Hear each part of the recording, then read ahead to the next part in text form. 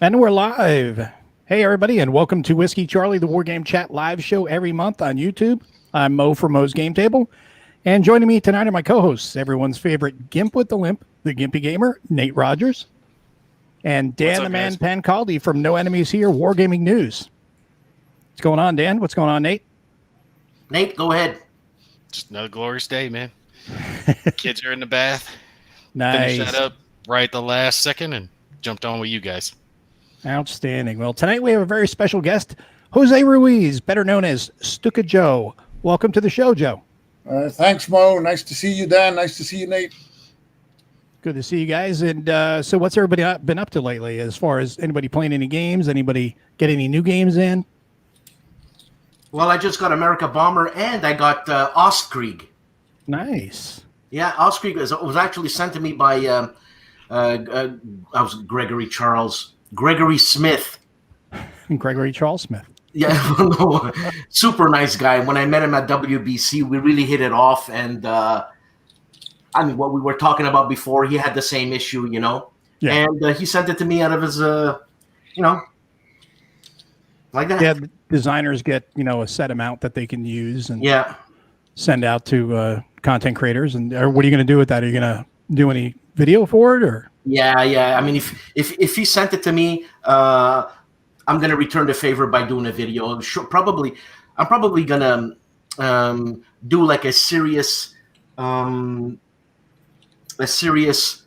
war game segment on the Dice Tower and show like Hex Encounter, this and this and that. Go a little bit deeper. Okay, That's what I'm gonna do with that. And I got a few GMT games I got to do the same thing with. What about you, Gimp? Usual stuff. What I had mentioned previously, I just got up my first By Stealth and See video the other day. Tried something new with that. Short little Kickstarter video by about 5 minutes long. You know how they kind of got those like preview videos? Yeah. When you go to Kickstarter. So I tried to make something in the vein of those that DVG could use on the campaign itself, and I think it came out okay. The sound quality wasn't great because I had a bad mic that I was using for it, but I fixed that situation, so I'm good there. I do have, where is it? What kind of mic did you get? Oh, it's a mic I already had. I just found out that I okay. could use it with the computer, and I got a new baby here recently. See if I can get the glare out of it, because y'all know my other passion is X-Wing, so Nice. got my new houndstooth in and some hot shots for an upcoming tournament. I actually have my own team for X-Wing. We compete in a tournament called the Crate Cup, and there's a team, you have to name your teams, and my team is called the Gimpy Gamer Squadron. Nice. But they picked it too. Like they picked it in honor of my channel. Like I didn't pick it. They're like, no, you're the captain, and we're gonna call it your channel. I'm like, okay, guys, that's good. Did you say the Crate Cup, like the Crate Dragon? It's spelled Krayt. Crate like a Crate Dragon. Outstanding. Yeah, Star Wars nerd stuff. Yeah, this is gonna be the 5th or 6th tournament I think we competed in. We did real well last year. We actually made the top 4 of the cut, and there was a bunch of teams there, and we didn't expect it. So I'd already packed up. I'm getting ready to get in the car because that was the finals at that point, and I'm jumping in the car, and they come running out, and they're like, Gimpy, like we made the top 4, like we're in the tournament, we're in the finals. I'm like, no shit, really? I guess I gotta go back inside now. We weren't expecting it, but we actually did pretty well. Like most of our guys went like 3-1 or 3-2. I forget exactly how many games we played. And since the tournament was an hour away and my ride was already there, since I can't drive, I was like, all right, what am I supposed to do? And another buddy of mine offered to take my place. He's like, look, I'll fly your list for you, and we'll just see where it pans out. And they were nice enough to let him jump on. So he went ahead and took my stuff, flew for me. And for the finals prizes, they actually went and gave me and him finals prizes since he stepped in for me. Nice. So it actually worked out for both of us. I was real happy about that. X-Wing crew is like the nicest group of people you will ever meet. Yeah, that community I mean, every community has, just a few toxic elements, Sure. but some are more so than others. Like you hear 40K has a lot of toxic players. You hear Magic has a lot of cheaters and toxic players. X-Wing, for the most part, everybody's real chill. They're relaxed. If they get extra stuff, they give it to you. Like, hey, I got extra altar cards or tokens. Nice. Here you go, man. Welcome to the community. Everybody's just always looking out for each other. It's the most chill, relaxed gaming community I've ever been a part of. That's how you Like, build a out of community. everything.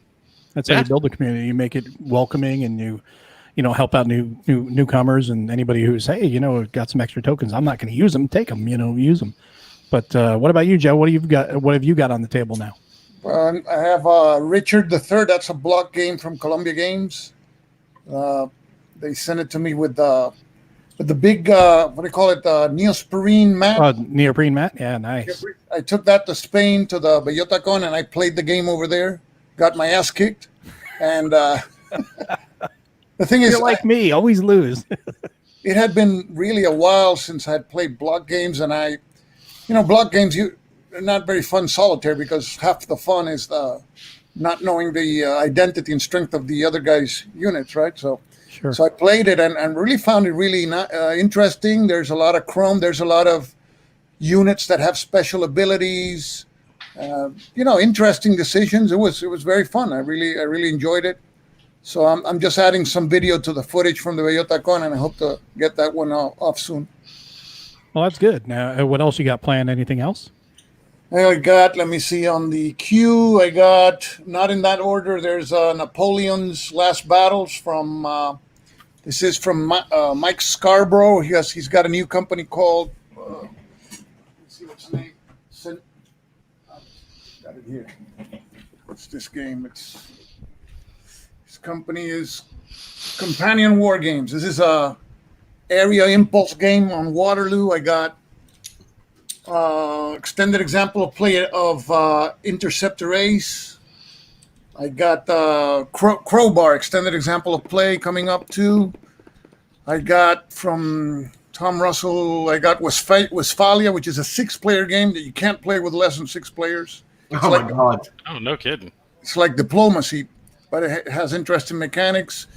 I also have pending, what else? Looking at it, everything that I have.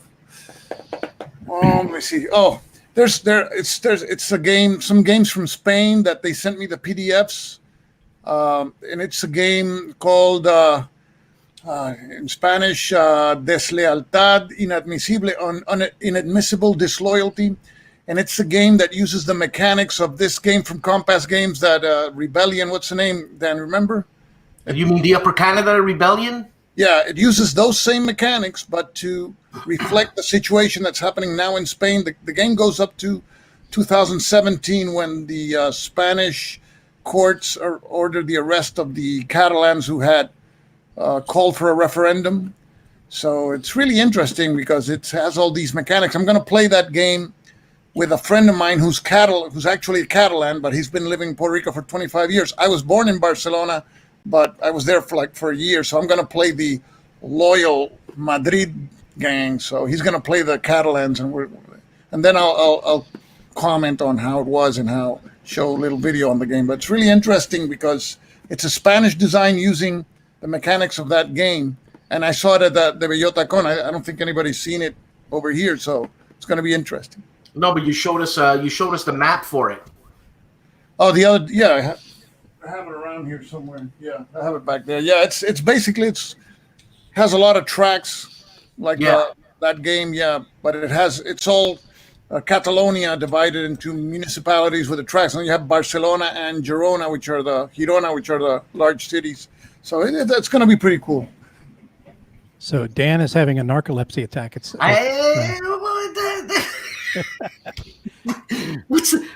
that? It's Steve Bolin. Hey, what do you want me to do, Steve? You want me to get up and dance?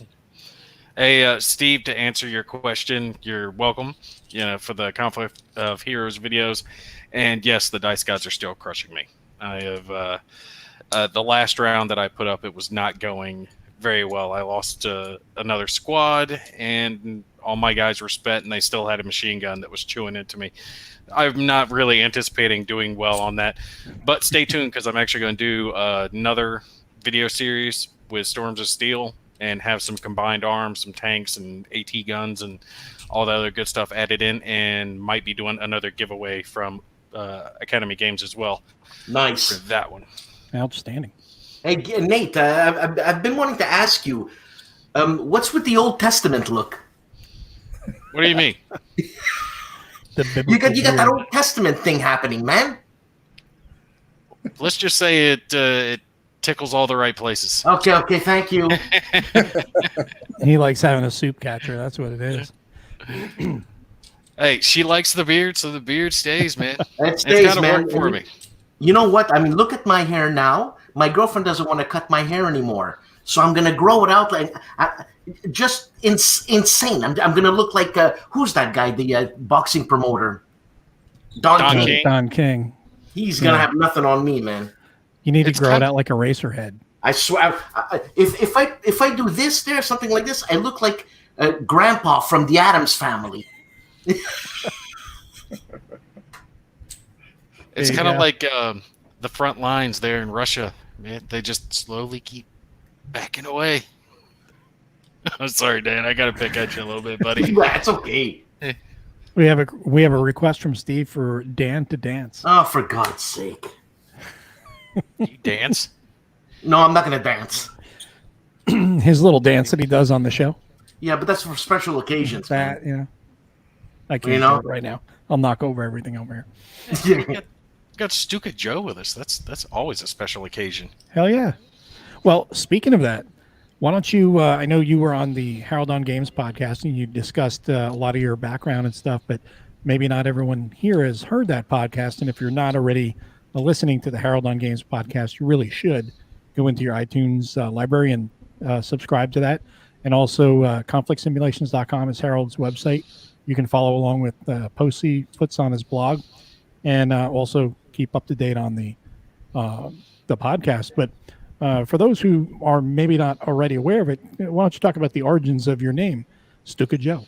Stuka Joe. Well, when I was about, I think 9 or 10, my dad got me remember these tester planes that with little motors that you would fly with a string, and you would just orbit around and fly the planes. Yeah. So we went to this tar lot to fly this black Stuka, I remember. And my dad turned the engine on, and then he started, flying the Stuka around, flying it up and down, diving, coming. And I remember saying to my dad, I want to fly it. And he said, let me give it a few more spins. So in one, it went up, and then it came down for a dive and never got out of that dive. I knew you were going to say something sad. It crashed in 1,000 pieces. I think I started crying. So my dad felt bad, and then he gave me as a present a non-flying Stuka. Yeah. And for some reason, reason, gave himself that one. I just fell in love with that plane. And in my office, I have a huge Stuka there. I don't have any diplomas. I just have the Stuka there. It has a specific reason, pointing at the defense attorneys who come for Intimidation a is sweet always a deal, good thing. a bargain. Oh, man. So that's why the name Stuka Joe. And I think it has like a certain, it has a catch to it. It's better than Mustang Joe or Spitfire Joe. No,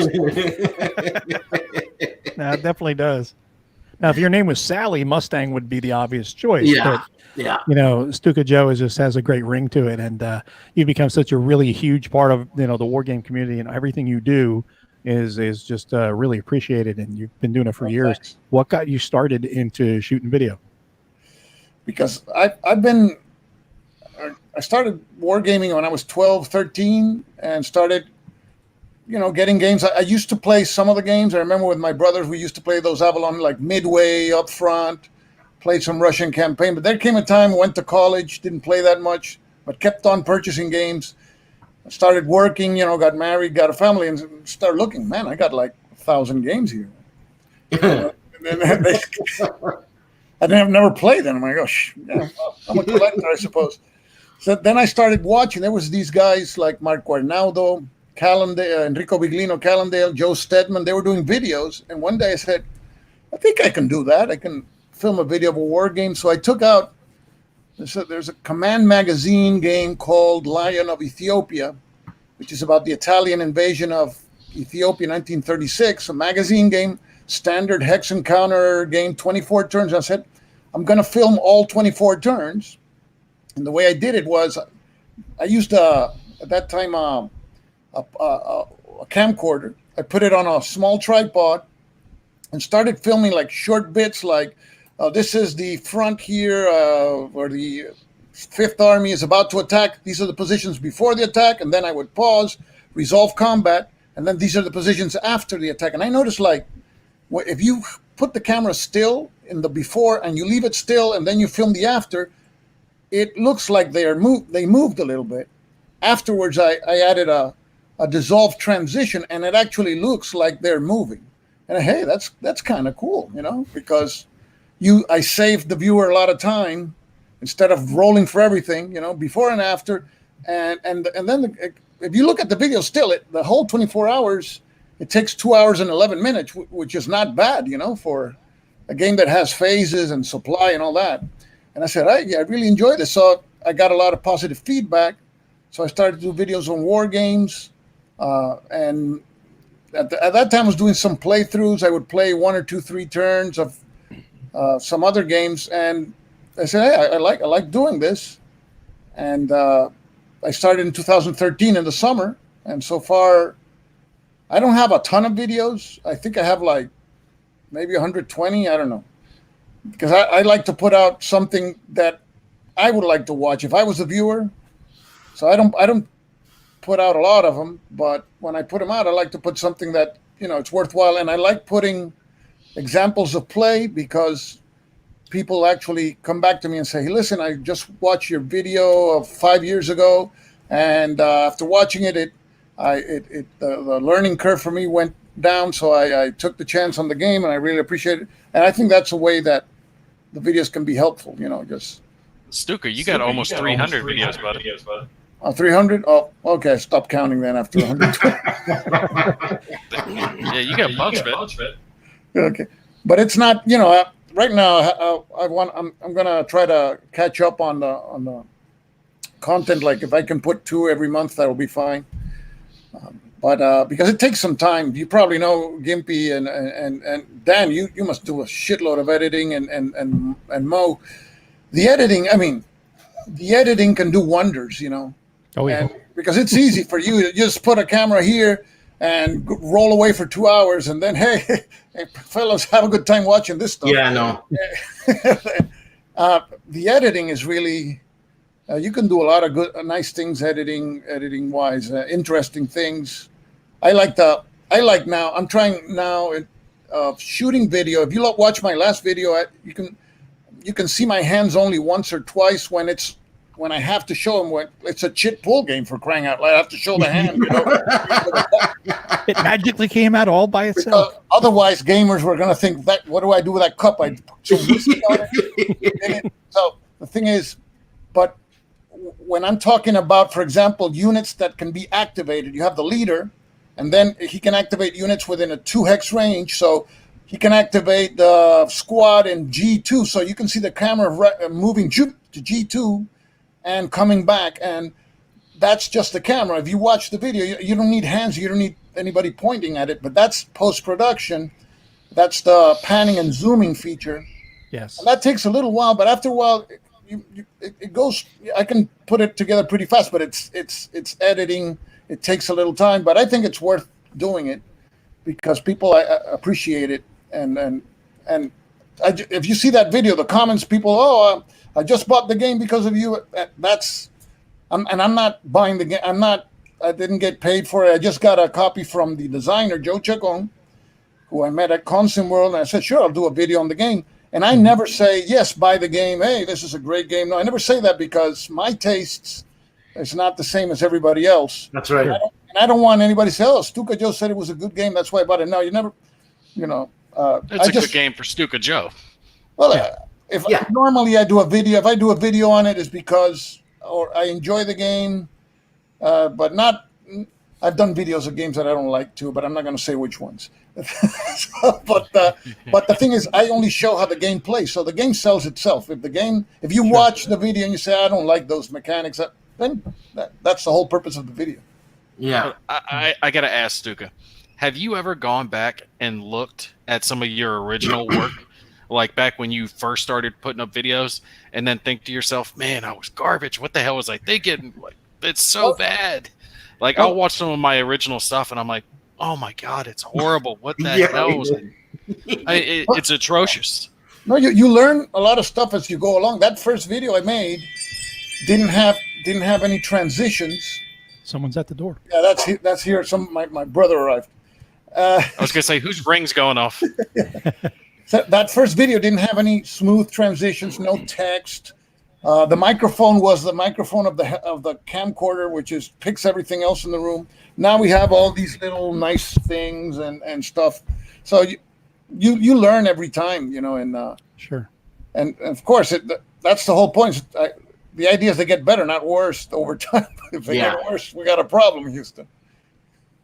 So Dan, Trevor wants to know, Dan, what's going on with the hair? Well, I'm on strike, and it's to make my girlfriend look bad. Wow, that's not. So I'm just gonna grow it out, and I'm gonna because right now I've got this Italian look happening because I just took a shower for the show, obviously, and I look very Martin Scorsese like. You know what I'm saying? But I was thinking more like Danny DeVito. Well, sure.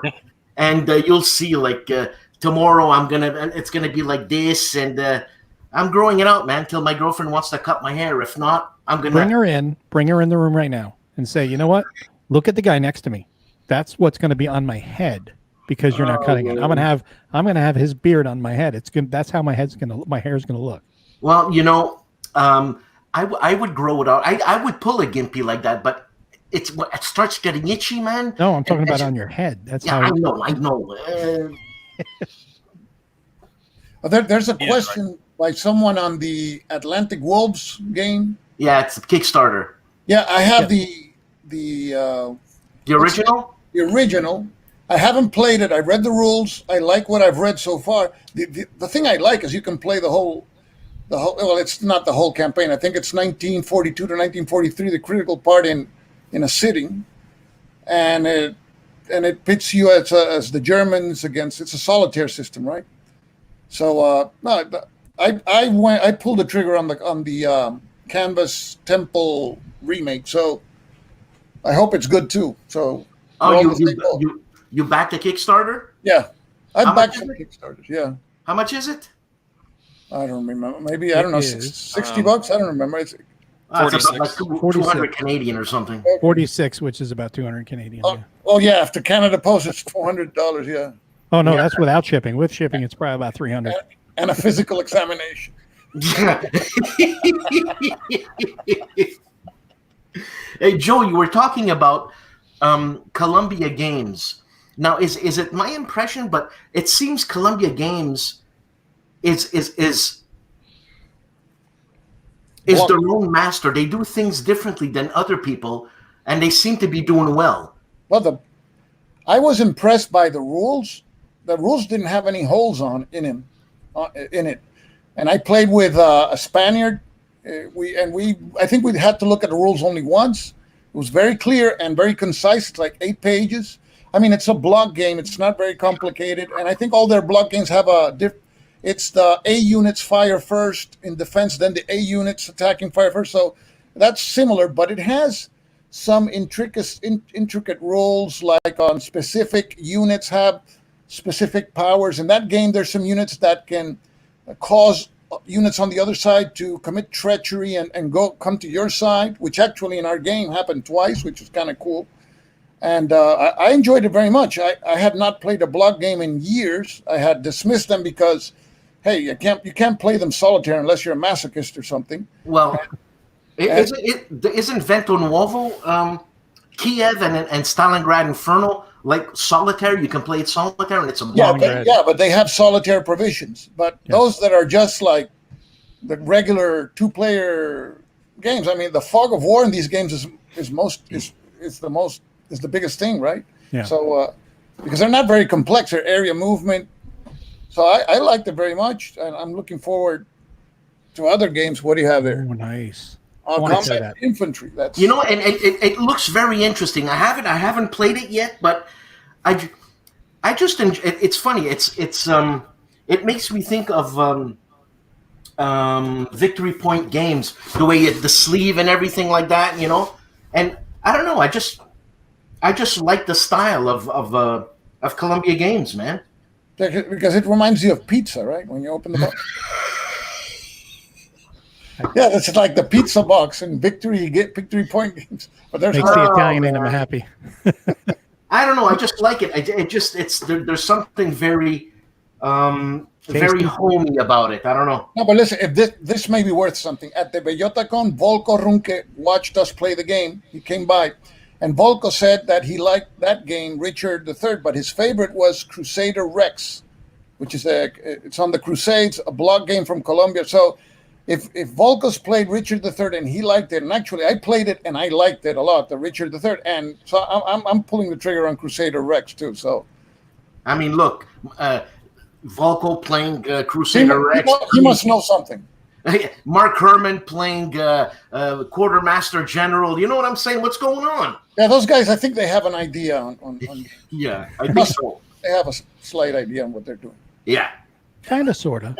They're kind of like okay designers. And we've got a couple of questions here. Number one from David Martin asking me if I'm going to be doing any more videos on Stalingrad 42. That he enjoyed the one that I did from the San Diego Historical Games Convention. And I will be playing that again next month in CSW at CSW Dallas. And we may be shooting another video for that. So Nice. We'll stand by for that one, hopefully. And Steve was asking if anybody here is going to Consim Dallas in March.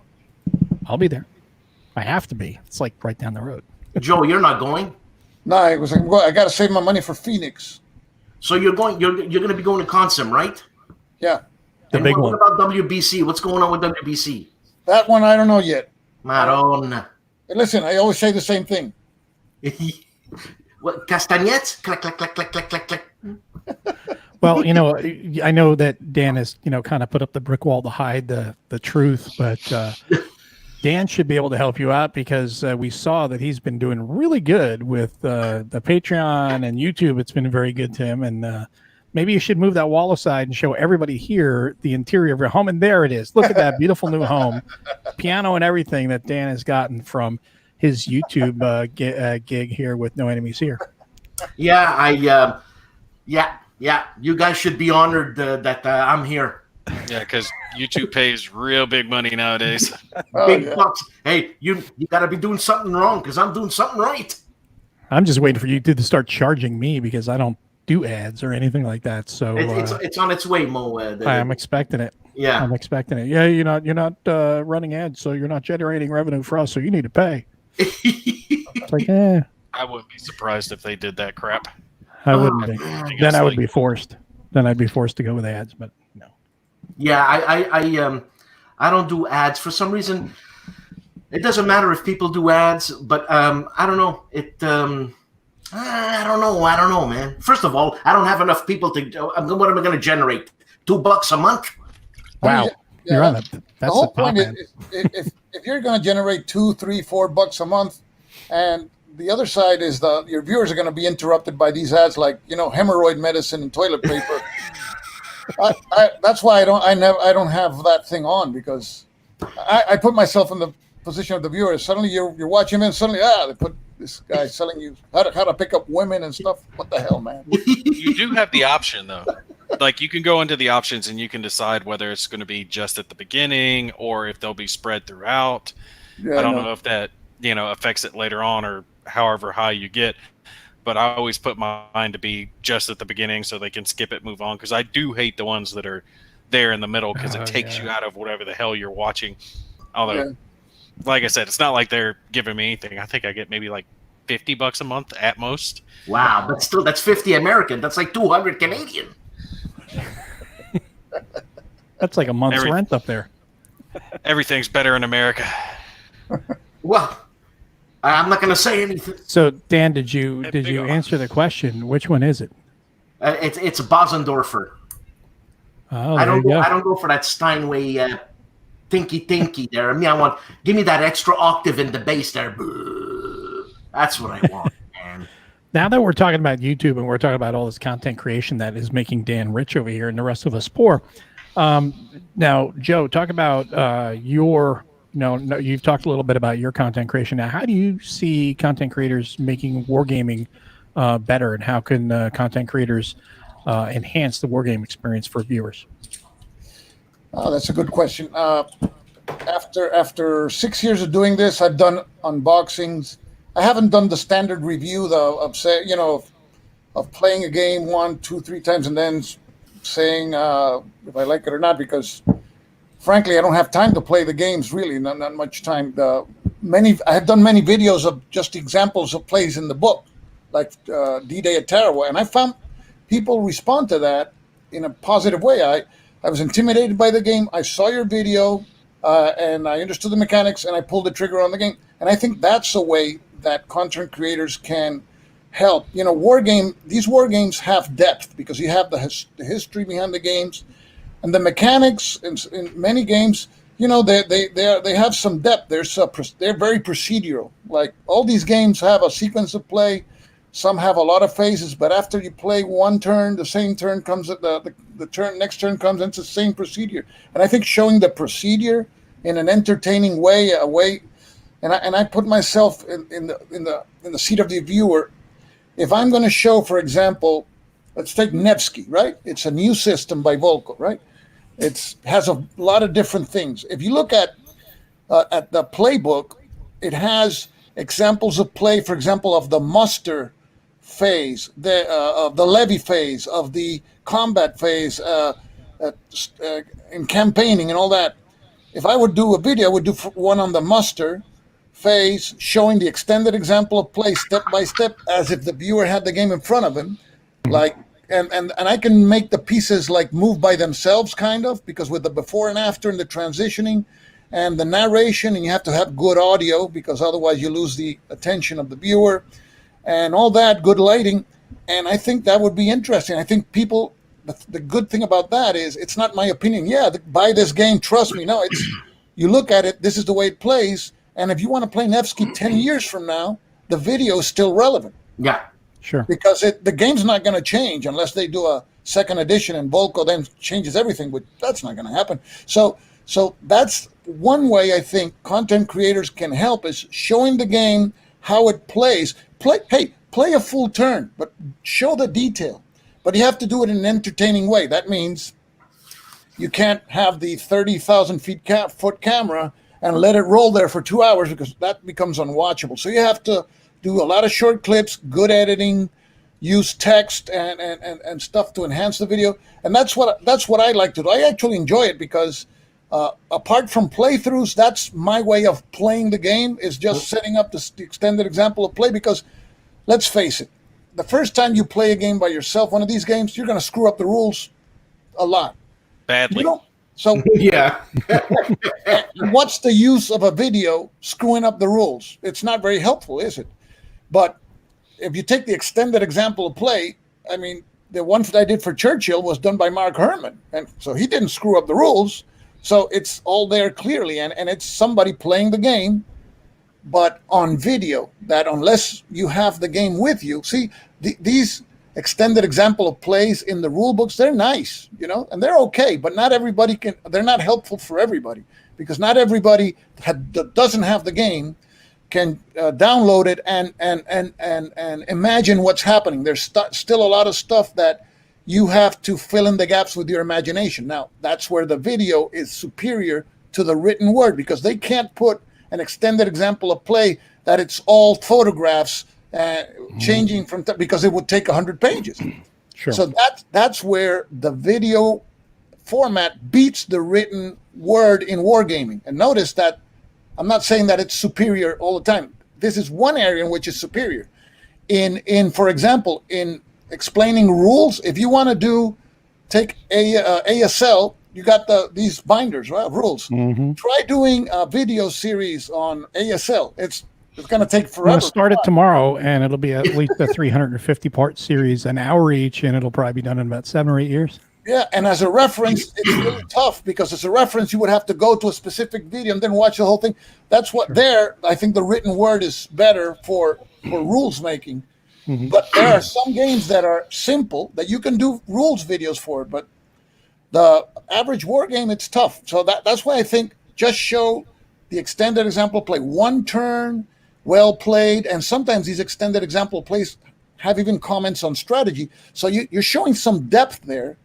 And then the players catching the game as it is played and the nuances behind the game. That's the key. Is in most of the videos that you see, unboxings and the standard review, you don't catch the nuances of the game. The only way you catch them is if you play them, or if you show the game as it's being played and you discuss them. And that's why I think I would like to see more of that. For example, you know a guy named Bruce Garrick. He has. He doesn't do a lot of videos, but the ones he puts together are just fantastic because he goes really deep into the nuances of, I think, the DMBM Food Game by Legion Wargame. That's fantastic. Of course, if you ask him, it took him forever to produce because it's a lot of work. Yeah. Well, Nate does a great job with that, the review through where he plays through a game and reviews it. Yeah, I watch your videos, Nate. Yeah. See, I try to kind of hit the middle ground of what Stuka's talking about in it, because he's right. The more in depth and the higher quality you go, the longer it takes to actually produce the video, right? Yes. Because of all the editing that you have to do with it. So I try to take it. You guys don't hear that, do you? Oh yeah. My kid was yelling. I'm sorry. Demonically possessed children. She's over going there. to bed and she's upset. I apologize. So actually, I use this in a lot of my videos, which is one of those gyroscopic camera holders. A gimbal. Yeah, little gimbal, and it'll hold my camera for me. I don't get quite as good of audio with this because I can't plug in my good mic, but it allows me to cut out the editing step like Stuka was talking about of changing the positioning of the camera. With this, I can do it all by hand wherever I want to be. So I can transfer straight to the dice roll, transfer straight to whatever unit's moving. That way it saves me time on the back end when it comes to editing, but I do have to lose a little bit of quality as far as like audio is concerned when I go in this route. But you're right. I think a lot of people are looking for it because that's the big reason that I started in the industry in the first place, was because I couldn't find videos. Stuka's was some of the first videos that I watched where I actually could see an example of the game, and I didn't know jack shit about war games. I was trying to learn, and when you're coming with no knowledge and then you're looking at stuff like A World at War or Absolute Victory, because I wanted to get like a huge game. I had no idea what the hell I was doing. I was thinking, That's right. 7-foot map. That sounds awesome. This will be great. Open up the rule book and I'm like, this is not great. This is, what the hell was I thinking? That's right. And I was like, yeah, okay, I'll have to watch Go a big few or go home. It was the Marine mentality. I ended up backing off of that and went into a few DVG titles to kind of get my feet wet. And in the process of it, I was like, I can't find that many videos of people actually playing. And this was not long after I had been, disabled from the landmine and everything. And I had a lot of spare time. And I was like, you know what? I bet you I could do this. So I started looking into getting some equipment and, go on from there. I'm like, what better way to spend my day besides playing games? Although I didn't have kids at the time, now I have 3, so time is a lot more limited. Again, sorry about the demon spawn. They're going to bed now. I think it's fun. What do you have? Is a gyroscope? What is that you have in your hands? It's a gimbal. Oh, it's a gimbal.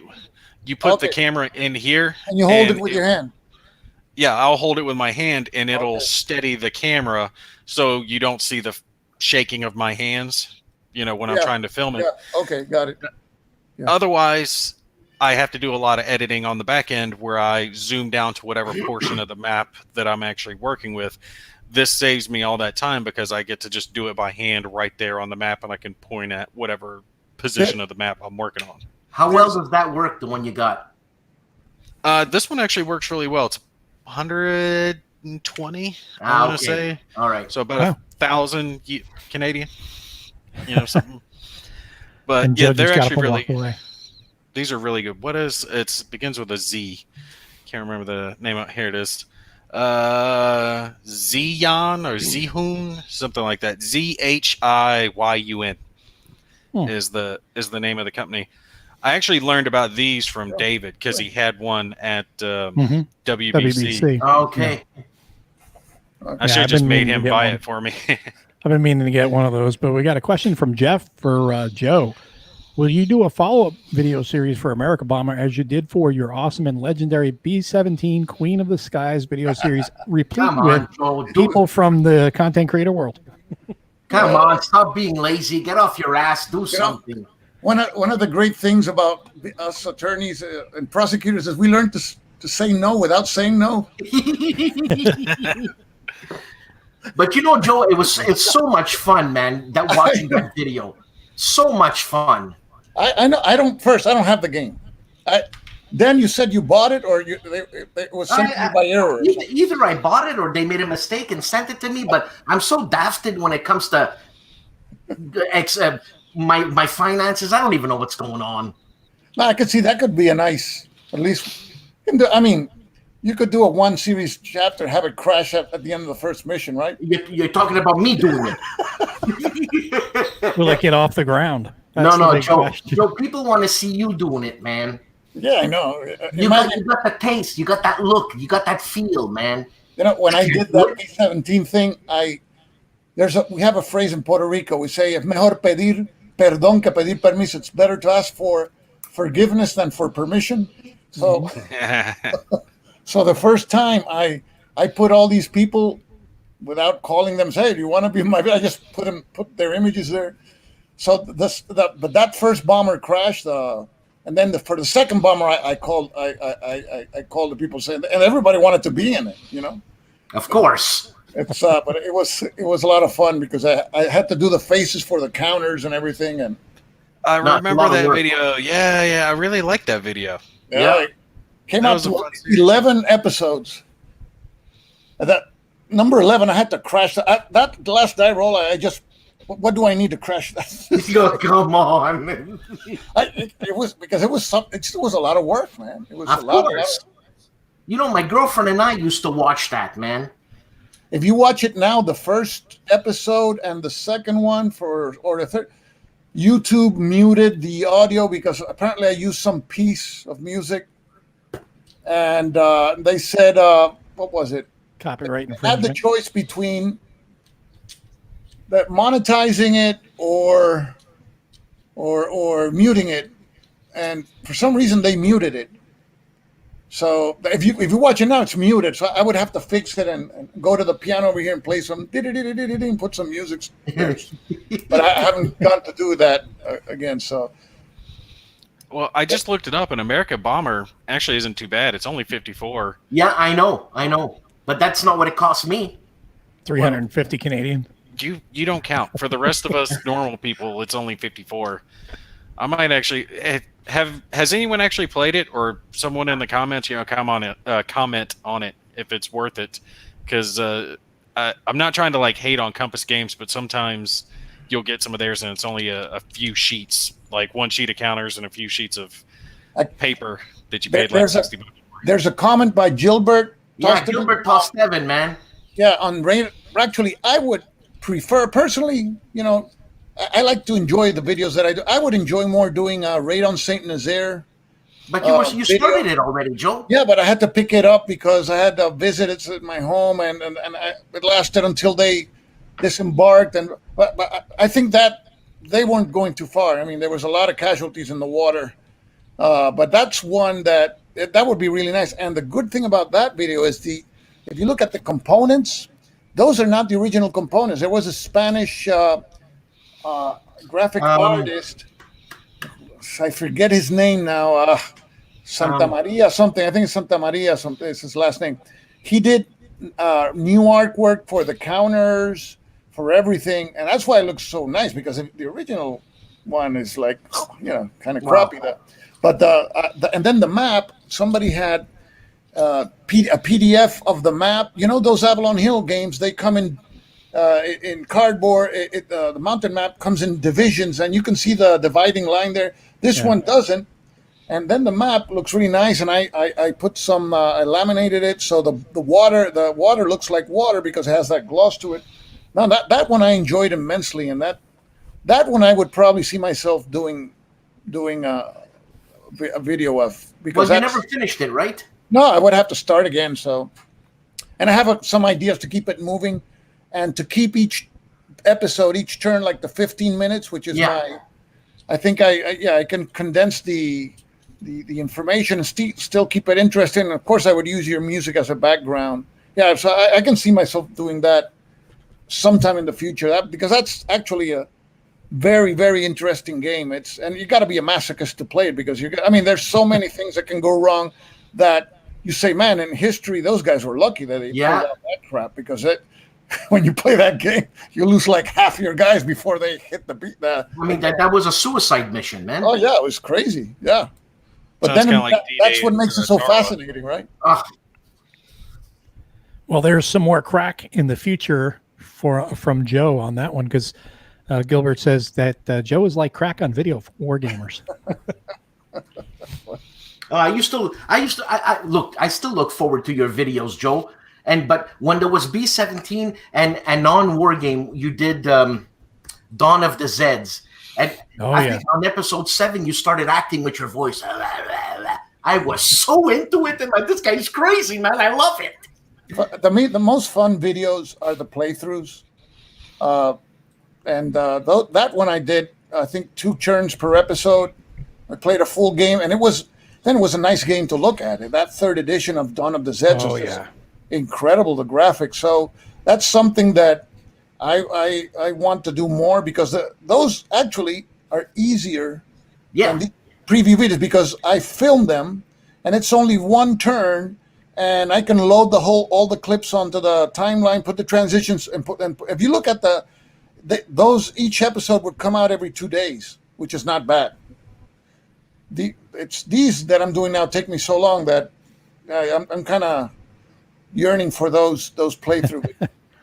Well, people don't realize, you're talking about that, it takes longer to edit and stuff. The post stuff is what's tough, because people don't realize, or maybe don't appreciate, because if they've not done it, that you load the clip. It's not as simple as just loading the clip in and, you splice there, throw it together, boom, and then you upload. It's like, no, you got to splice. You got to make sure your lighting's balanced, your white balance is good. You got to change things up in there with all that to tweak it to look a little bit more uniform, and then, or to get a look that you're looking for. Then you have to tweak the audio. Then you have to render it. Then you have to upload it. So rendering can take anywhere from, on a short one, 30, 45 minutes up to a couple hours, and then you have to upload it. And the thing is, I like also to do props for the videos, because sometimes if you just use the game components, people don't know what's going on. Like the RAF videos I made, I did some observer core markers so you could see, the strength of the observer core value, the detection, the radars, the radar stations that are detecting the raid, where's the raid coming from. If you just use the game components, you're like lost in Babylon. It's so sometimes you have to. It's like a Hollywood movie, and you're doing props. You see, so you do props for the video presentation. So Decision Games must have paid you a fortune for that RAF video, Joe. Yeah, you know how much they paid me? Gave you a handshake and a tall glass of milk. Well, not even. And I did a video for the Eagle and for the RAF, and I did sequence of play cards too. Yeah. You know how much I got for that, Dan? Guess.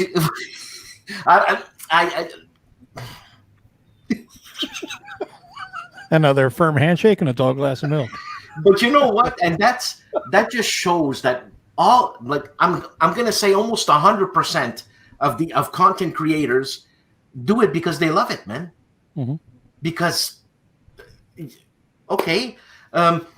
get a review copy of the game, which is great. And but the amount of time it takes, and I keep ragging on that, the amount of time it takes. I still love it. I love it. But I'm gonna shut up now. About time. I got a comment for Thunder Alley. That actually, Thunder Alley was like my first collaboration with Dan. Dan, let me tell these guys how I got to meet you. That's kind of a story. Go ahead. Because this is like, how small the world is. So I was doing the B-17 series. If you look at the first 2 chapters, I use my standard at the time Stuka Joe theme, which sounds pretty crappy. And the music is the hymn for my alma mater in Mayagüez. So whatever. So Dan calls me and says, "Hey Joe, can you help me out with rules for Patton's Best?" And I'm going, "What the hell, Patton's Best?" Patton's Best is like another solitaire game. Apparently, you were playing that game. Can you explain to me? I don't understand this rule. So I took my copy of Patton's Best for I don't know where the hell I pulled it from and then I explained it to him. And then he says, I'm a war gamer and I'm a musician, and I can provide music for your war games. My first gut feeling was, yeah, send me some music. It'll be crap, and I'll say no without saying no, like attorneys do. He plays the kazoo. So he sent me some music, and I say, this is really good. I can use it for the B-17 series. So you look at I think chapter 3 onwards, it has background music to it. That's your music, but I think from then on it had in the battle scenes. Remember, dun dun dun dun. That's your music. Because I still use some music I pulled from other places that are not to be named for some scenes, but I started using his music, and then came an opportunity for a game video, and then I think you got that one for Thunder Alley, right? You spoke to somebody in GMT. I don't remember. You don't remember, but I didn't. I just got a copy. You got a copy, and then so Dan did the music, and it was a first collaboration. And when I did a video for a game, I would do a musical introduction, like a minute and a half, something like that, with Dan's original music, and I would put pictures related to the game. If it's a historical game, historical pictures. What's that? It's the Lock and Load Tactical Digital soundtrack.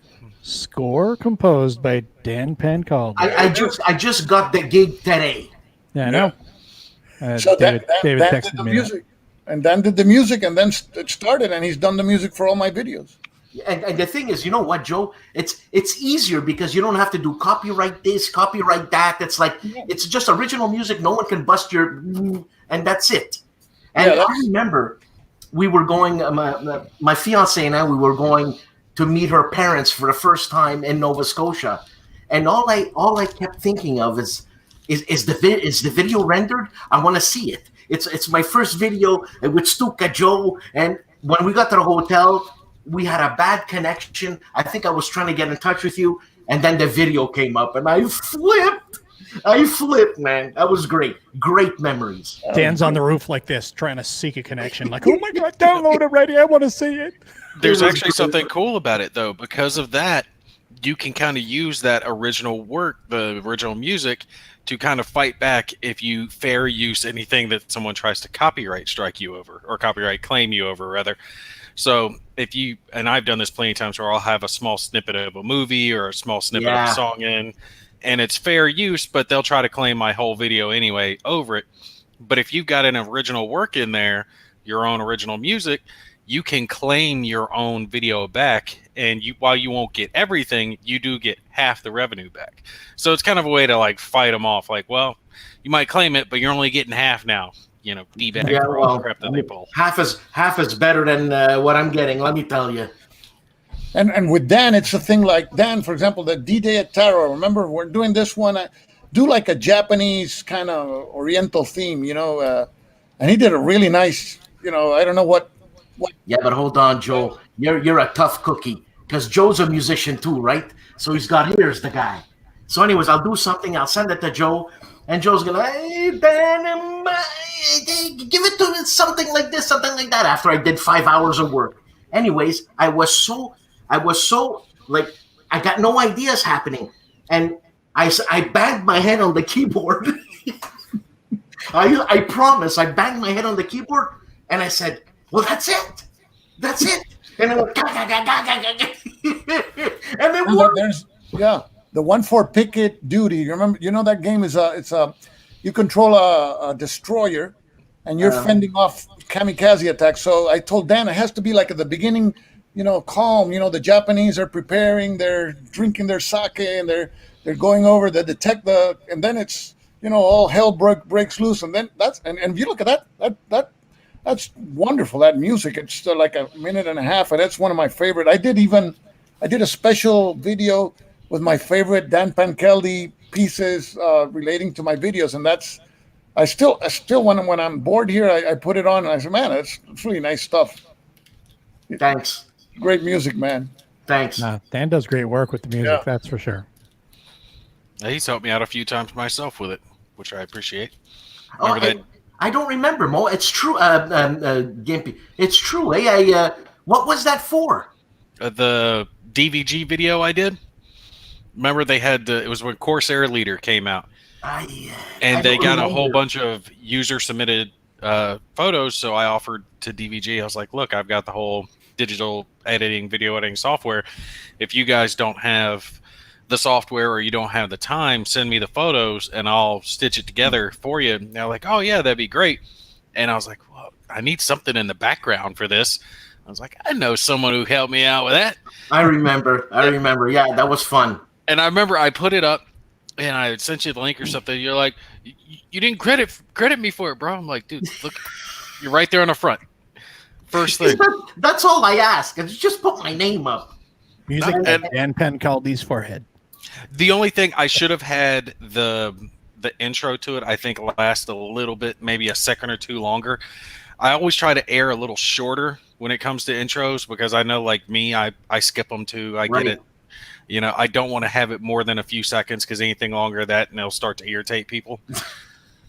Seriously, that was one of the things I learned because when I first got into doing this, I was coming up with these elaborate intros that's like 30 seconds, minute long, and some of the guys I was talking to are like, "Yeah, your intro is horrible, dude. It's just too damn long. Nobody's gonna watch that. They're gonna be skipping that shit."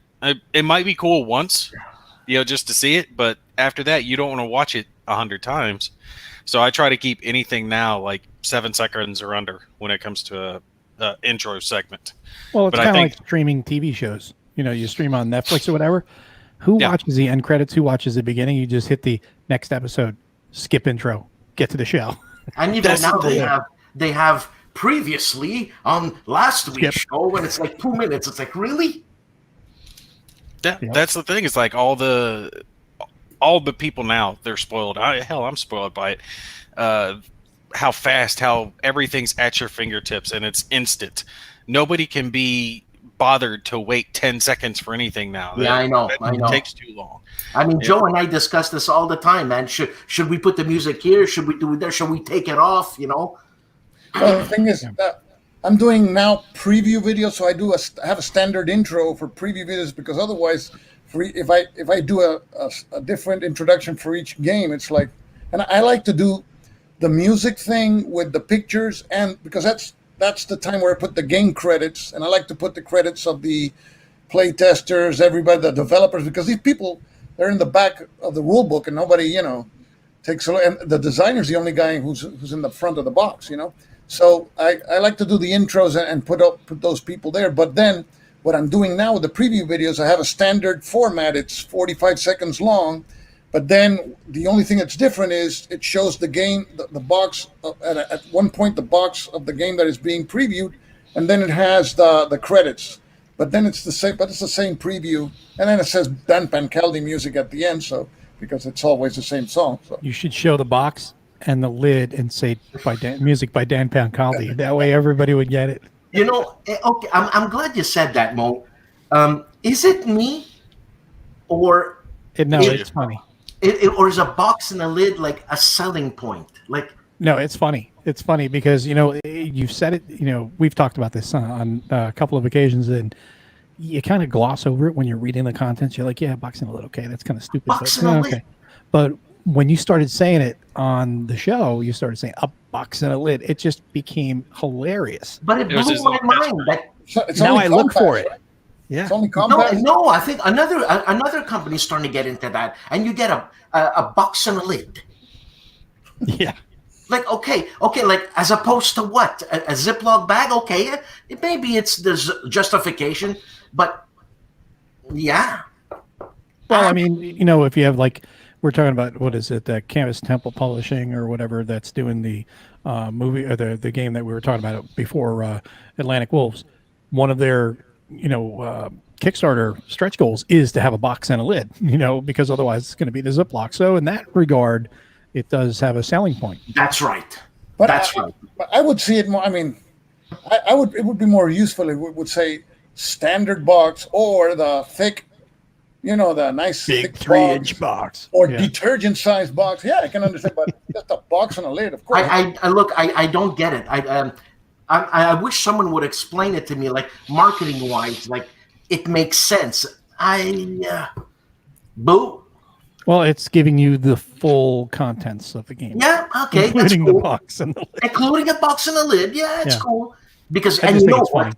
It's nice looking at the box and the lid, though. Seriously. Oh yeah. It's like when there used to be LPs. You used to look at the LP cover. I mean, I do that all the time. I'm always looking at the cover, the back, So yeah, okay, it's justifiable, but I'll never stop saying it.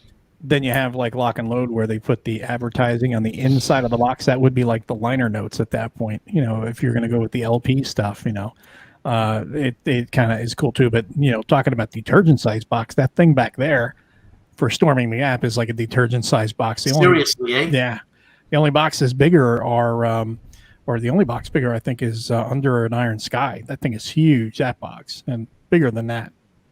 That's bigger than 3 inches. No, I mean, it's the same depth. It's 3 inches, but it's actually longer and wider, that other box than. How is that one? Under an Iron Sky? Yeah, I've knocked around the idea of getting it, but that it's expensive enough. It's hard to justify pulling the trigger on it. It is expensive, and it's one of those. I have a tendency now that with those games, if I have, it's a hypothetical World War III, so I'm like, oh, I'm definitely interested, and it's pretty in depth, and I want to play it. I just haven't sat down because it's going to be a solo game. So I'm like, when am I going to have time to sit down and play this? Read through the rule book. It's like 70, 80 page rule book, and it's pretty detailed. It kind of borders more on simulation than it does on, game. I'm not saying it's not a game. It is, but it kind of leans more that direction. So that's going to be something that you have to kind of just push everything aside and say, you know what, I'm going to work on this game for like the next month, just kind of sit down with it and learn it and play through it. And it's pretty neat, but again, solo it's tougher. If you have an opponent, then it makes it easier when you have a couple people to learn, with you and another person, and also you kind of share that heavy lifting of learning, and you have somebody to play against, which is added fun rather than having to try to learn the system and play both sides. It's just if I get something that big, then I've got to anticipate the fact that I'm going to have to set up the table space for it, and I've got generally 2 or 3 sections, 2 or 3 tables that I keep running constantly, and I'll rotate from one game to one game to one game and do the videos on them. Or one usually always has like a boot camp series that I'm working on, and then the other 2 or something else. But if I do something that big, that takes up basically 2 spots. Yeah. So that pretty much shuts me down for anything else. So I have to, like you say, kind of laser focus in on that. Kind of like when I did Thunder in the East, when I pulled the camera back in the first video showing it off, the game was so big that when you accounted for the player aids and all the other cards and everything else with the game, it was taking up a 4 foot by 6 foot table, completely. So I don't know. I might see if I can find that one on sale at some point and pull the trigger on it. You're going to have to get it secondary because they think they did 2 print runs on it. I think each print run was limited to 400 copies. So it's going to be kind of one of those, you're going to have to get it secondary market. Oh my God. What do we got? Joey Ramone here. I was wondering earlier when he kept talking about his girlfriend, if it was like he put on a wig and was like talking to himself in the mirror. This confirms it. Is this, let's cut it to 11. This is Danielle. Danielle Pancaldi is joining us. Oh, that's horrible, dude. There Oh, are some things you cannot unsee, and that's one of them. that's gonna stick. That's gonna stick. We gotta get that little snippet, and we gotta add it onto the show for you. No, That's please. what -10 weather will do to you. Ugh. I had a nightmare last night that my beard got shaved off, and now this is gonna replace it this evening. And then the constant pulling the hair to the side. Now you got to talk with like an English accent while you're doing it. Oh man, and seriously, this is a Ramon wig. This is awesome. I know it is. It's great. I know. Why do you even have that? You know what? I got this at work somehow. I must have ripped it off or something, and I don't know. I've had it ever since. What the hell do you do for work? I work in a psychiatric center. That kind of explains it. He's actually in the psychiatric center. And I met my fiance at the psychiatric center too. So what can I tell you, man? I could see it like the doctors are talking to each other. This guy believes he makes music, and then he talks to people on the computer. Yeah. Funny. Yeah. Dude, you have to do the show with that wig on. You got to do at least a segment. You have to do it. Can you come back and get her in a sec? You have to definitely do that. You got to do a segment with that wig on and your dance. But but this is what's so great about joining into Whiskey Charlie. You get to see the Joey Ramone wigs, and then you get to see beautiful little babies. Yeah, I mean, it looks like the baby looks like Elise, man, 100%. She need me to hold the baby for a second, so I'm gonna hold the baby. Can you say hello? Say hello to everyone. Hi. She usually smiles. So big. You smile. Say, yay! I love my daddy. Yeah, wait till Daddy shaves that beard. She's gonna freak. No, she's not gonna freak. She's a good one. She's quiet. She's easygoing. As long as you keep her fed and dry, she's not a problem. That sounds like Why me. are you? You're staring at me. Why are you staring at me? You're making me feel She weird down loves here. her daddy. He's like a Marine. Keep him fed and dry. We're happy. Gentlemen, I have to leave. Oh, we have to get another camera and get Elise in on the other spot. You know what? We should have had Elise before, man. No, we'll get her on the show. Yeah, but I'm leaving now. Oh, okay. Well, you're gonna miss it. Well, I will tell you that she likes you, Dan, and she likes you too, Stu. It's kind of funny. Like back when I was watching a lot of the wargaming videos when I first got started, she would sit out and she would listen to some of them. And I'm not going to say who she didn't like, but there are some accents. She's like, I don't want you listening to those people anymore. I don't like the way they talk. She's like, you listen to someone else and now listen to Stuka. She's like, that's fine. You can listen to Stuka. He doesn't bother me. She likes. She hates my videos. That's what he's talking about. Don't listen to that jackass. Oh no, you sent her the hat. You're good. Stuka, nice to have you on. Gimpy. Okay, see you then. Mo, thanks. Hey, you're giving Jeff flashbacks of Bad Dolly Parton lookalike contest. I like Dolly. Have a good night, guys. All right, take care, Dan. We'll see you next time. Bedtime in Canada. It is. What time is it for him there? Is he on my time? It's He's on your 10, time. 10:08 over there in Canada and here in Puerto Rico too. Okay. So you guys don't do the daylight savings BS crap, huh? Now we're in Atlantic Standard Time all the time. Nice. So how far, I gotta think, east do you have to go to get? Well, you're not really past me because once like the daylight saving times thing like rolls back or does whatever, we'd be lined up again, right? Where are you? I'm on the East Coast. On the East Coast? Yeah, North Carolina. North Carolina? Yeah, because you're in daylight saving time now, right? Yeah. Yeah. For some Where are reason, we're at 1 hour.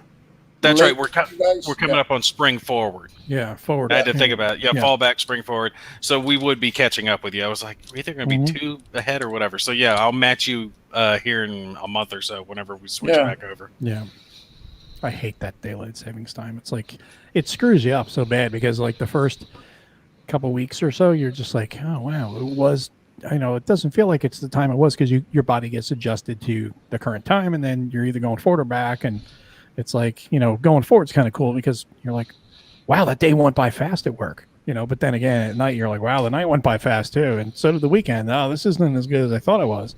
But the fall back is the one where it's like, wow, it just takes forever to get through the day. Oh, I used to hate it when I have to get up early from work and I'd lose an hour of sleep and it just make me groggy and pissy the next day. But then you have that one day where you're getting an extra hour, and I'm like, yeah, I can stay up a little late tonight. I could play a little bit, and I can get away with it. So, yay, we could go play. Well, we got a question from Michael. Says, any games you guys looking forward to getting to the table and waiting to be released? Waiting to be released. Looking forward to getting to the table. I'll go with Agents of Mayhem because I've got it painted, but I haven't got it to the table yet. And there's another one, Tainted Grail. That one, I'm still pissed that I didn't get the first shipment, and I'm going to get the game sometime in the summer when they release the whole thing. I understand, not Wargames, but Agents of Mayhem's released by Academy Games, so I think it's good enough to count. And I think I know that's what I got on the docket. I got so many, but I'm having a brain fart right now. You guys talk. I'll catch it in a sec when I remember what I got coming up next. I got Congress of Vienna is a Spanish designer, Quique Espárrago. I met at the Bellota-Con. It's a game based on the mechanics for Churchill, but it starts in 1813 when Napoleon is starting. Things are going bad for Napoleon, and it's really it goes up until France surrenders and how they're going to divide Europe. So it looks really interesting. It's a topic that's not gained too much, and I really enjoy the Churchill mechanics. It's another form of card-driven game, I suppose, and it's multiplayer at the same time. And that one's not 3 players. That one is, I think you got like 5 or 6, up to 5 or 6. So it looks the one I'm looking forward to. I think it's in the P500 now. Yeah. And hopefully it'll make the 500 pretty soon. I think it was at 400 something the last time I checked. Well, one of the ones I'm looking forward to from GMT on the P500 is Mr. President. I saw a demo of that in Consum World last year. I saw a demo of that. That you can, after watching that, you can understand why these guys get so old and so few. You got your foreign affairs, and then you got there's so much terrorism around the world that we're not really aware of, but there's terrorism in like everywhere. And that's just, kind of a small fraction of the job when you think about all the plates you got to be spinning when you're the president. Just the office itself, your day is really, really, scheduled out. It's like, okay, you have 5 minutes to meet with these people and say how great they are. And then you got 10 minutes to meet with these people and take photos and shake hands and present an award. And then you got, 20 minutes for this. And you have all these briefs before you do all that stuff. And you got to make these decisions. So, I'm not talking about any president, current or past, individually. I'm talking about the office itself and the responsibilities on it. And like you said, Joe, you can see when they get in, how they look. And then 4 years later or 8 years later, wow, the job does age you. Yeah, it does. So the game's about being just the president? It's a solitaire game by Gene Billingsley, president of GMT, who's also a designer. And you are the president. And you're handling the office of the president and doing all the jobs. And it's a solo game. So it's going to be a lot of fun, I think. And just if I leave, it's because the power is going out, because we just had storm. It went out for like a second. So okay. If I leave, it's not because I wanted to. That game you have your foreign affairs, you have your domestic affairs, then you have. I can imagine the Trump scenario being hard, because they're going after your throat since inauguration, Yeah. So it's really, really it's a different kind of beast.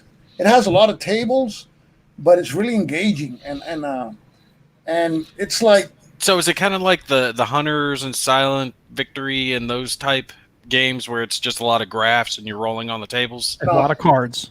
There's a lot of tables, but there's a lot of decisions. Yeah. It's not you're in there for the ride. There's a lot of decisions, and then you have to focus on certain areas. And I think you have to let your subordinates run others. And so you can't be on top of everything. But you have the whole world, going and you have economic relations going sour. Then the terrorism in Indonesia starts creeping up. And then you got your usual terrorism going up. But it's fascinating. I signed up for the P500, and that one is just. It's very involved. There's a lot of die rolling, but every die rolling is actually fun because it has consequences, and they're tracking your acceptance rating, and I think you go up for re-election too. So no, it's really interesting. I think that and other games are proof that war gamers we have been our the name that we call ourselves is not really correct, because even though we play games of war, it's really games about history and Sure. games I mean, a lot of them have wars, but I think we like games that are true to history and simulations of history, and that one is just a simulation of being a president. I can see that they could do that, go back and have an 1800 version with Grant and all those guys facing what they face. I could see that in the future, because now you have the present kind of president, but then you could have the problems the president had 50, 60, 100 years ago. So this is just basically set in the modern time frame. It's not like throughout it's like throughout history. Right now. Yeah, and I think they have scenarios like for the current president and the president before that. So Gene should rename it then. He should call it like Trump 2020, the board game. I'm sure it'll sell like hotcakes. In an orange box. Oh, that would be great. Oh, I would pay money to see him try to publish that. I did ask him about that, Mr. President, about potentially continuing on, because it's type of game, like Joe was saying, it's about modern presidency, and it doesn't matter who's in the office, or anything like that, because it's modeling based on the real world. So this is something that you can continually come out with expansions. Have an extra deck or two that it models current situation, the relationship with China, the coronavirus that's going on right now, and world epidemics, and on top of the constant wars and the terrorism and the economic growth in the United States and in other countries, the economic instability or whatever, Brexit, things like that. They can all be modeled into a game, which poses a lot of different challenges. And I can see wargaming going into that direction. For example, in that game, you are the president. So you in the Mark Herman Civil War game, what's the name of it? For the People. One guy is Jefferson Davis, the other guy is Lincoln. But this is now solitaire. So imagine a game that you are going to be Robert E. Lee for the whole. I know it brings a Confederate thing, but it's fascinating. Yeah. Put yourself in that position. You have these military challenges, which are immense. It would make for a great game. Sure. You're running, but you are in the position of Robert Lee, so you make decisions that impact your corps commanders and division commanders, but you are in his position. Then you suddenly go for a battle, and then you resolve the battle. And I can see that kind of wargaming being interesting to people, where you put yourself in the position of a person, and you're watching the conflict from that position. You have the president here, can be Lee, can be you can have Eisenhower, can be another game. Sure. Dealing with the Brits, with Monty and all that, and at the same time trying to win World War II. So that could be something that I could immerse myself in that, because it's a unique position in history that one individual is in. So why wouldn't that not make an interesting game situation, no matter who the individual is? I mean, you're facing the challenges they faced. What if instead, though, he had like an app version of it, to where like up to the minute modern day happenings could be incorporated into the game? Imagine how cool that would be if something big happened, trade deals or whatever, for a modern version. But so many board games have app based functionality nowadays, so if they had something like that was incorporated with it, it could be in the news one night and then in your game the next day. Some people might think that's kind of cold, just depending on what happens, but you get the premise of what I'm talking about. Yeah, it's like that U-boot game, that has the app. Yeah, I guess if you keep a nice balance, and it still feels like a board game, and it doesn't feel like it's playing itself. Yeah. Did you try U-boot? I have it now, but I haven't ripped the shrink wrap yet. I haven't, but you should. Yeah, I know. People talk favorably about it. It's the beef I have with computer games. I know they're wonderful, but sometimes it feels like they're playing me, and I'm not playing the computer game. I'm just there. Oh, look at that! Wow, nice graphics. Oh, we're getting slaughtered there. Let me run there, and it's like it's playing itself. That's why I prefer board games, because Sure. The mechanics is I put in motion whatever's happening, and I go at my pace. So when you try that one, don't be afraid to slow it down. 'Cause if you play it by yourself, if you play it with others, then part of the gameplay is the rush between each, person playing a role, captain, engineer, whatever. But if you are playing it solitaire like I played it, don't be afraid to slow it down. Hit that pause button religiously, because there's no way. Not when you're playing it by yourself. You're covering so many sections. Yeah. So take your time with it. But it is a lot of fun. Like the exciting moment for me really was when I got in there, I got near ship, and then I was having to plot for my torpedo, figure out what direction I was facing, what direction the enemy ship was facing, get all of that lined up, make sure I had the right orders, and then hit the button and watch the ship get blown up. That was awesome. That was a neat experience. It was like playing what was the old Silent Hunter game. Silent Hunter game, yeah. That's what it looked like. It looked like Silent Hunter board game, and that's why when I saw it, I was like, "Oh, I'm getting that." And of course, I got it, and of course, it's just sitting on the shelf. I haven't had time to get to it yet. That's one series I want to get into, because I read Clay Blair's both books, The Hunters and The Hunted.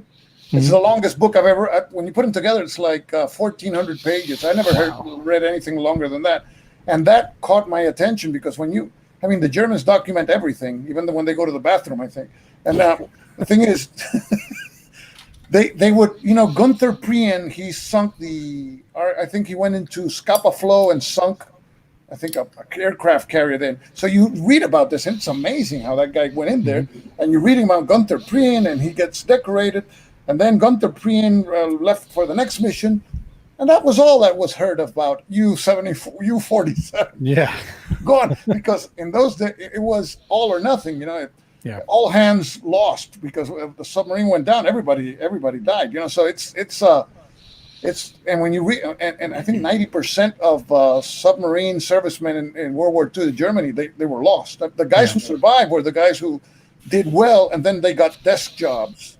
Yeah. Leading formations, and of course, because they never sailed again because the conditions were so adverse. And it is really fascinating. Well, it's kind of like the end of Das Boot. Das Boot. You watch that, and it's like, oh yeah, you're pulling for these guys, and then you're like, really? They get home, and really? Come on, it's like one of those come on, man moments, But it's been a while. Wait, I can't remember if I saw that one or if I'm thinking another one. What happens in the end of that one? Spoilers. They get sunk by an airplane. Yeah, they get back and then they get killed. Yeah.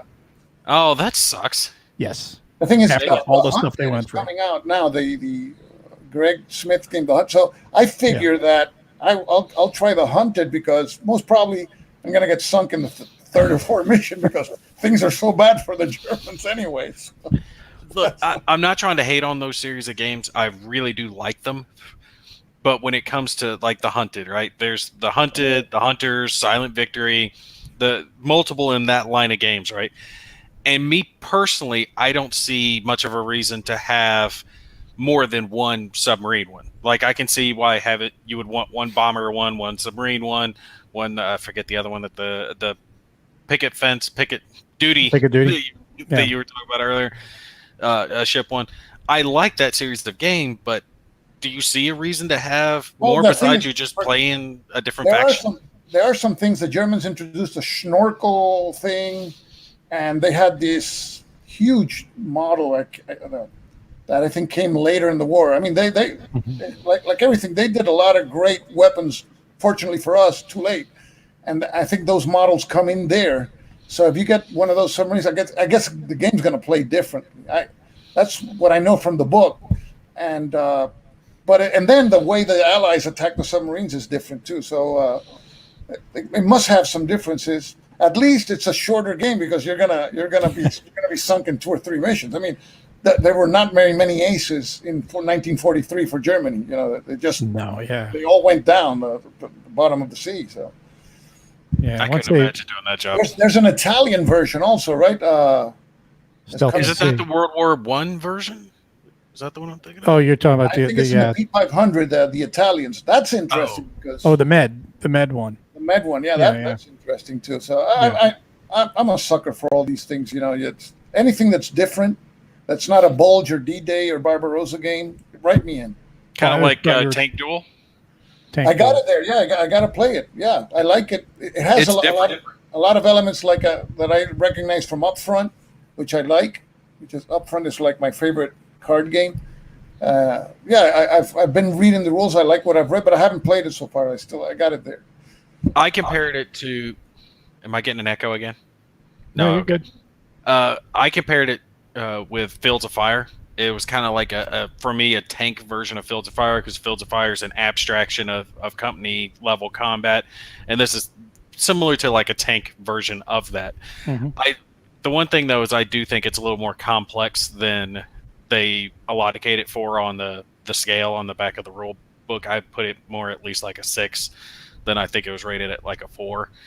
And especially that comes into play if you're using the Robota, because the Robota adds a very detailed extra layer to the game. If you're playing just the heads-up version of it, it's not too bad, especially after you've played a few rounds of it. Don't get me wrong, I like the game, but I think it's one of those games that you're either really going to like it or you're really not going to like it. So if you like games like The Hunters and The Hunted, Picket Duty, you like those games, you'll probably like Tank Duty or Tank Duel. Tank Duty. No, I'm blending together.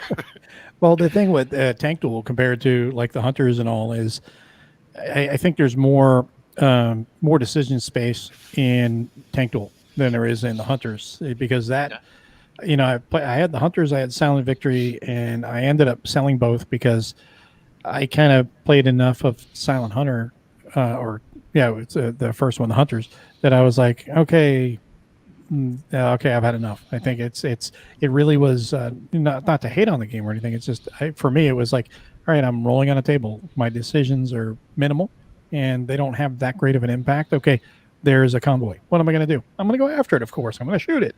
Am I going to go submerged, or am I going to shoot with deck guns based on if they have an escort or not? Just like in Silent Hunter. But at least in Silent Hunter, when you're playing the computer game, you're actually actively doing something. Whereas with the board game, you're rolling. Oh, I hit. Oh, there's sound. Okay. And it kind of felt a little samey to me after a while. Kind of like another game that I was just playing Dog Sector. I don't know if you're familiar with that, White Dog Games. Mm-hmm.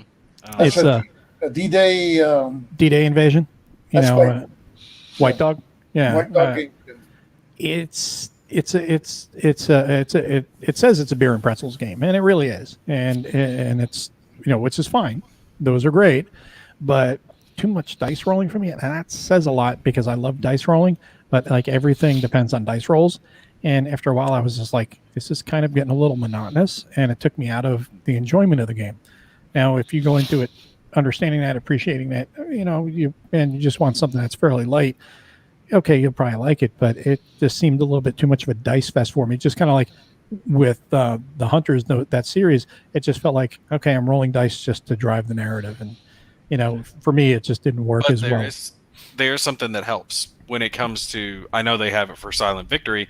There's a little app you can get, Flash-based, I think it's on web, that will handle like the generation of the enemy convoys and escorts and all that type of stuff. So how there's a lot of charts you got to roll on to generate those ships. That automates all of that. So you can pretty much just focus on the dice rolls when it comes to making your attacks or being attacked that level of the game. So that automation takes out, I think, half the dice rolls that you have to make. Okay. Really, really streamlines it. I wouldn't be surprised that they had it for the other games as well. And it doesn't really take out the samey nature of it, but it does streamline it and speed the game up enough that it doesn't impact you as hard, because it's like, oh, I got to roll for the convoy again. Okay, what, fleet number, what size, what blah, blah, blah. Just hit the button. Bam. There they are. That's a computer version. It's out already? No, it's not a computer version. It's an online app you can use with the board game. Oh, okay. I see. So you're not like playing it like Vassal or something like that. You're still playing the actual board game itself. You just have a app that will automate half the dice rolls for you, or just the generation of the enemy ships, so you don't have to do that dice rolling, and it's randomized the way it's supposed to be. I didn't create the app. I did make a short video on it on the Silent Victory series, showing the app and how it worked. Yeah. But as far as games I've got coming up that I'm going to play, finally going to get to play Front Toward Enemy, which I've been really wanting to play that for a while, but going to get to play it at the con, CSW Con next month, and then Angola, get to play that again. Stalingrad 42 will play that again. Tank Duel, I'm finally going to get a chance to play. And the one I'm really excited about is Next War Poland.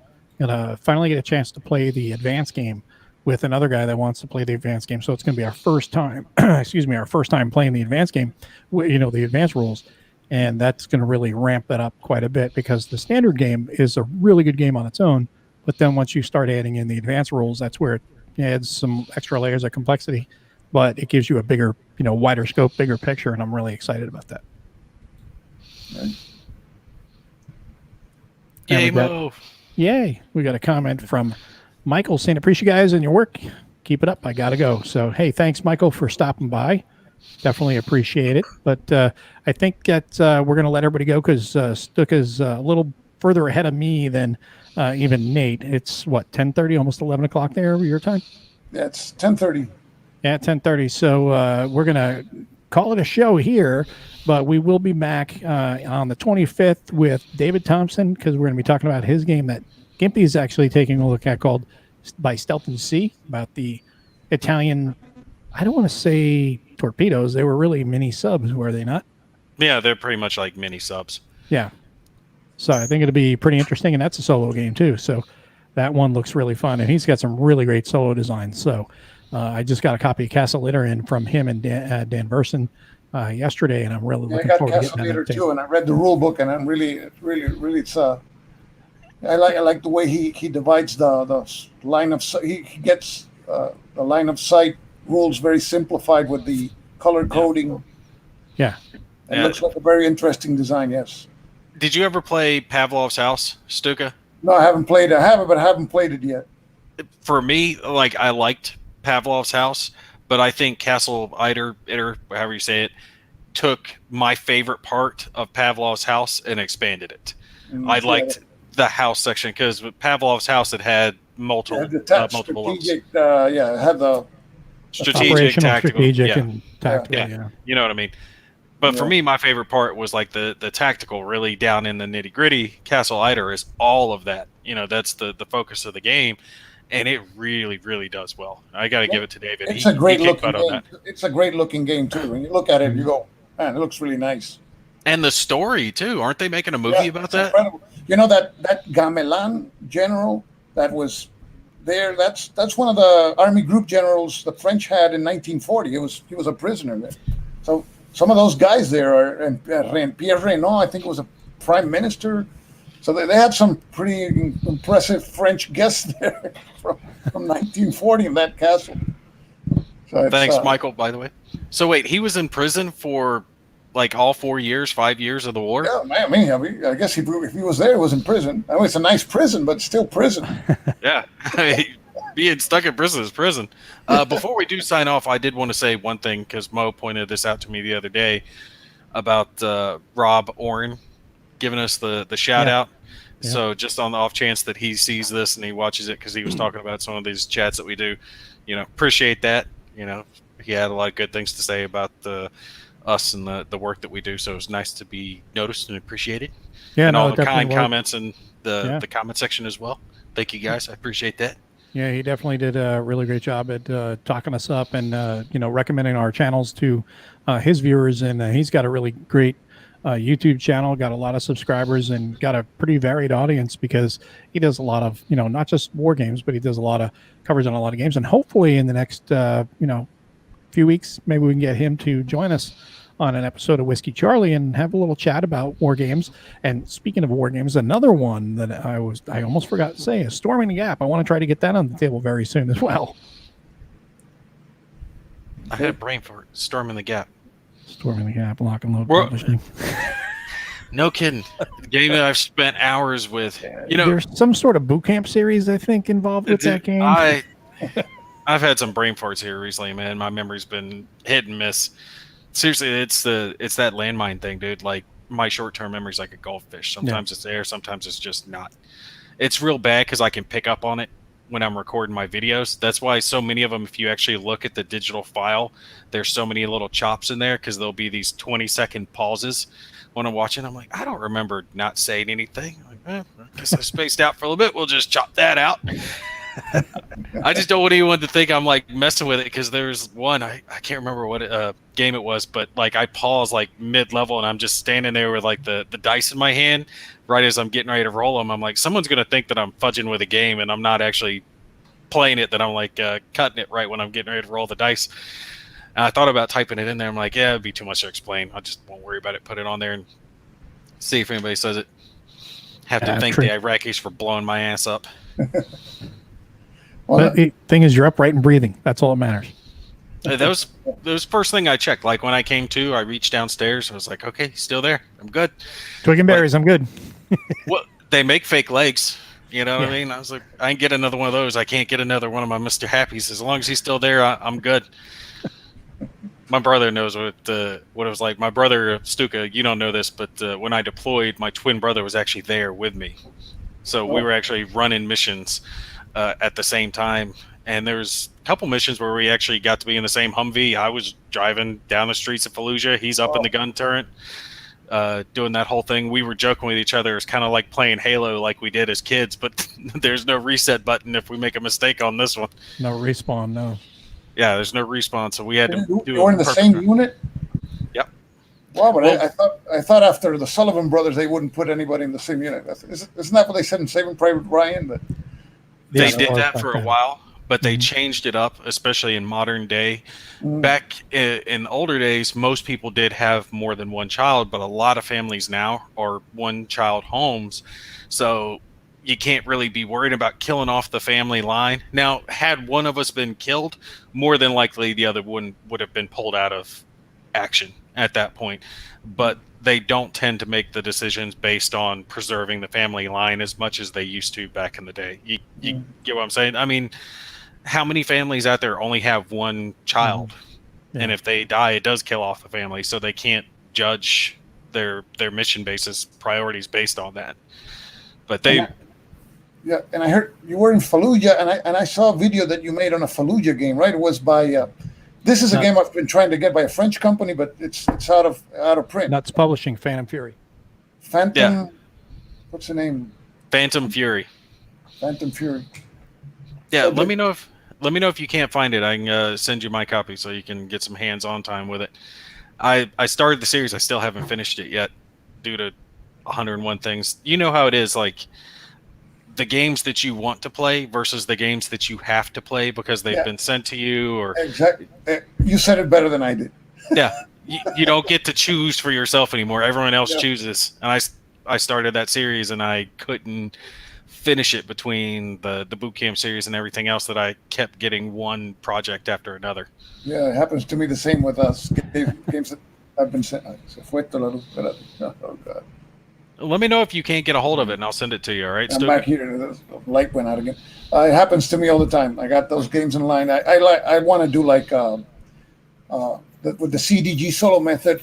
I did a new version of the method in 2017, which is actually the current version, which it's even better than the one I have on video. And I want to do like a 1 or 2 turn playthrough about that, and because has stood the test of time for the last 3 years.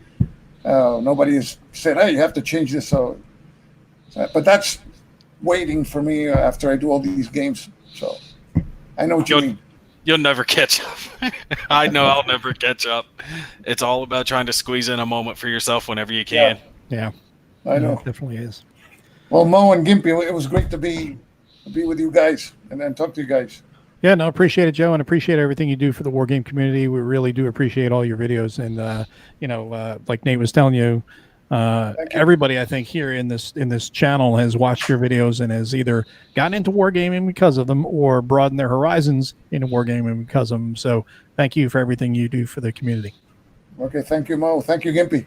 Hey, I appreciate you joining us, Stuka, the Okay. legend. All right, guys, we'll be back on February 25th with David Thompson. Thanks for tuning in, guys. We'll see you next time. Y'all take care. Bye.